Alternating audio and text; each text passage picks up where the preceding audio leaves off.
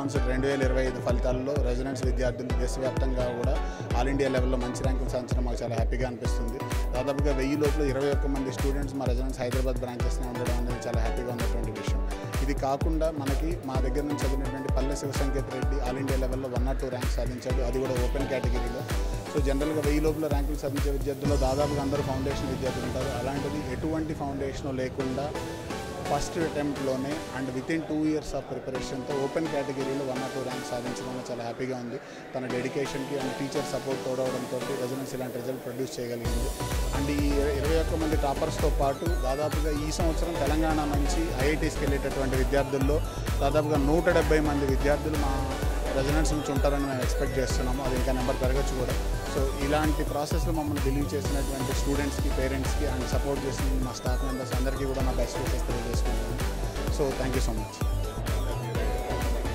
So జనరల్గా JEE అడ్వాన్స్డ్లోకి qualify అయినటువంటి విద్యార్థులు చాలా తక్కువ మంది ఉంటారు. దేశవ్యాప్తంగా 15 లక్షల మంది రాస్తే దాదాపుగా 2 లక్షల మంది మాత్రమే క్వాలిఫై అవుతారు.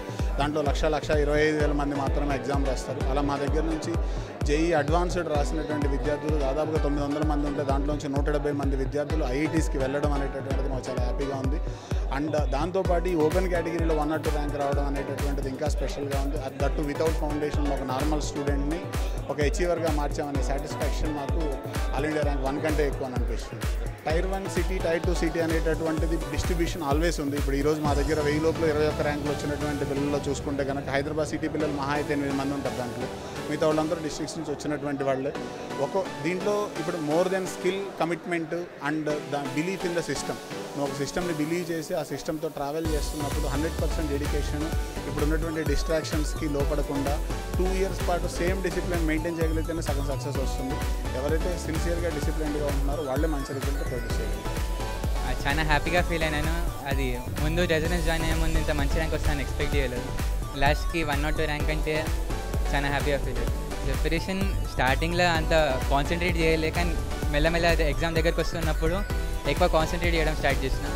మళ్ళీ రివిజన్ టైంలో ఇట్లా కొద్దిగా అంత ఎక్కువ టాపిక్స్ ఏవైతే మిస్ అయినాయో అన్నీ ఐడెంటిఫై చేయడం కొద్దిగా అంత ఈజీగా అయింది. సో సిలబస్ క్లియర్గా కవర్ చేయగలిగిన.